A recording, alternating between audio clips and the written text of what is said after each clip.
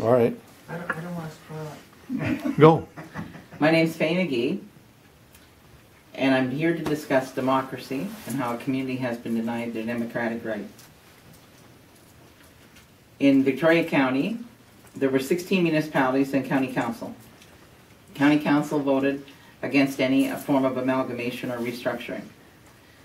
The province then changed the Municipal Act to allow a municipality to request a commissioner. One of the municipalities within Victoria County, Emily, did so. Lindsay decided to assist them with that request. And the next thing we knew, there was a commissioner appointed to look at Victoria County. People in the area were upset. They started a group called Voco, called Voices of Central Ontario, to fight back. The commissioner had not intended to have public meetings, but was pretty much forced into it by people in the area demanding the right to have their say.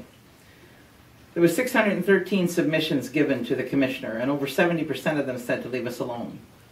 But he proceeded again to go ahead with what he wanted to do, destroyed Victoria County, and made us one big, not so happy, family called the City of Kawartha Lakes. Took our name away because he said if we had Victoria County, our mail might go to Victoria, BC. In all the years I've lived here, Victoria County was not part of my mailing address, so I'm not sure why he decided to take that stand. But the council of the day, which I was part of, didn't vote in favor of, decided to keep that name. So in this area where we have more cattle than people, we're now called a city. But thanks to one of our local, not our local, but an MPP from Toronto, he helped us rename it. He's a Liberal. He was supporting us in the beginning. His name is Mike Cole.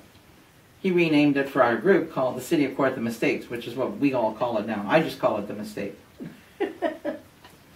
Voco then, through the process of fighting back, held some public meetings. Other areas came to those meetings to learn more about what was going on because they'd been amalgamated. There was a group come from Flamborough called Free Flamborough. There was a group come from Chatham-Kent. Out of all that process, we ended up with a group now called the Ontario De-Amalgamation Network, and they're working on a website.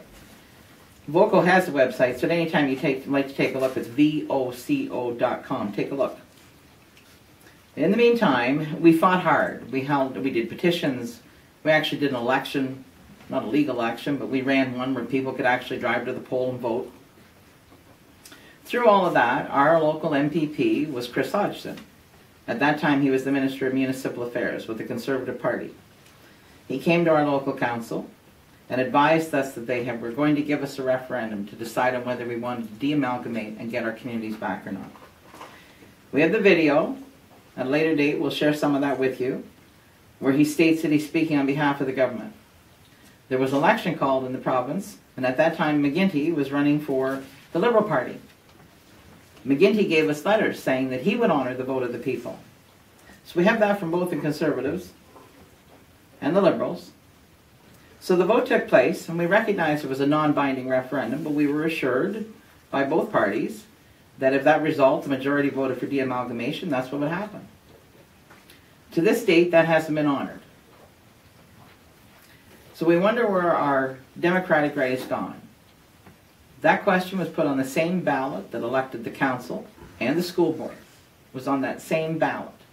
There were scrutineers here from the province that monitored it, and it hasn't not been acted on yet. Eventually, the Liberals came to council and said, well, not at this time. They also said there'd have to be a study done. Well, there was a study done at the University of Toronto that we have copies of that show that you can do it. Somebody out there is going to try and tell you it costs too much to de-amalgamate, and I'd like them to prove that. Nobody's proven it yet. We have the study to prove exactly the opposite. All you're doing when you de-amalgamate is downsizing, like any other business out there. You save my money doing that. We're going to follow these through with other reports to you to bring you up to date financially where we're at, the number of employees we have to date, and how the other areas and how they're suffering the same as we are. So keep following us. Check out the Voco website, Ontario De-Amalgamation Network, and we will be back with more to report on the lack of democracy in the City of Kawartha Mistakes. Thank you.